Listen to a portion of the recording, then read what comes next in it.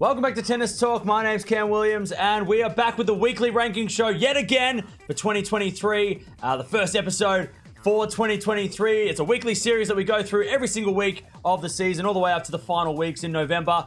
And we have a massive start to the season because the Australian Open seedings are locked in. That was it. 1 week to get your ranking right. And now it's locked in. You are going to be seeded at this stage of the Australian Open. Let's go see who won last week because we had some big names in the top 10 getting some crucial wins. Let's start with the United Cup, which was a huge tournament involving a lot of top 10 players. And the USA defeated Italy 4-0. And it really did help Pegula, Fritz, and even Berrettini, who made the final, solidify their ranking and maybe even give themselves a little boost in Berrettini's case going into the Australian Open. So huge tournament. A lot of big names played it. Heading over to Auckland now for the WTA and Coco Gauff. She got a big win, beating Masarova in the final 6-1, 6-1. Her ranking didn't change, but a huge confidence boost for Coco to start off 2023. Over at the Adelaide Open, the first edition of it, Sabalenka, she got a win over Noskova, 6-3, 7-6 in the final. A huge win for her, so two players in the top 10 really giving themselves a lot of confidence going into Australia in a week's time. Over in India, we had the Pune Open with Grigspor getting the win over Bonzi,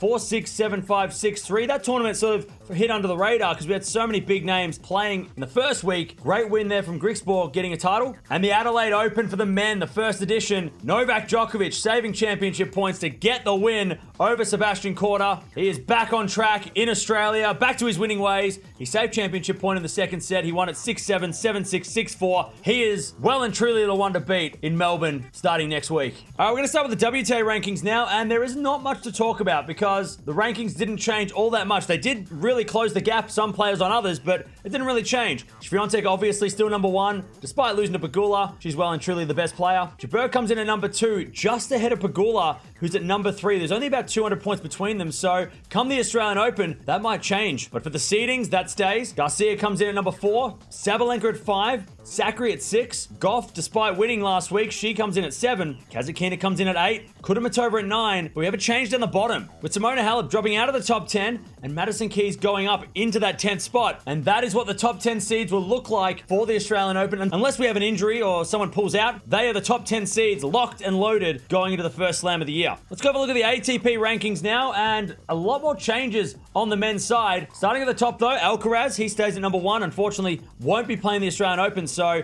he won't be the number 1 seed, but he is still number 1. Rafa Nadal comes in at number 2, Ruud at 3, Tsitsipas at 4, Djokovic at 5. Now, as I mentioned, Alcaraz being out of the Australian Open means that the top 4 seeds will be Nadal 1, Ruud 2, Tsitsipas 3, and Djokovic 4, which is a huge boost for Djokovic. Means he doesn't have to play any of those guys until the semi-finals. So no Nadal-Djokovic match until the semi-finals at the earliest. But we do have a change in the second half of the top 10, with Andrei Rublev going up 2 spots despite losing in the first round of Adelaide. He goes up 2 spots to number 6, pushing Auger-Aliassime and Medvedev both down. And that's because Aliassime didn't back up the points from the ATP Cup last year, and Medvedev lost a bunch of points as well from the ATP Cup last year. Fritz comes in at number 9, and it changed down the bottom, with Hubi Hurkacz dropping out of the top 10, and Holger Rune jumping into the top 10, and that's because Hubi Hurkacz also lost a bunch of points from this time last year and allowed Rune to get back into that top 10.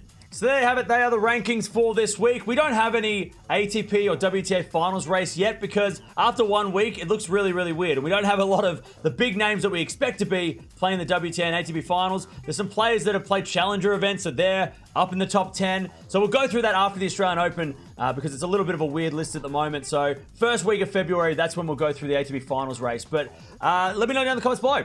Are you shocked at any of the rankings? Remember, the seedings are set now. Australian Open seedings are set. They are going to be the top 10 seeds that we went through on both the men and the women, unless there's an injury in the next week. And there are a lot of injuries on the ATP and WTA. We know Djokovic isn't 100%. Jabeur looks injured, so maybe keep an eye on this space. But let me know down in the comments below. Are you shocked at any of the rankings? Or are you surprised that some players aren't higher ranked than you expected?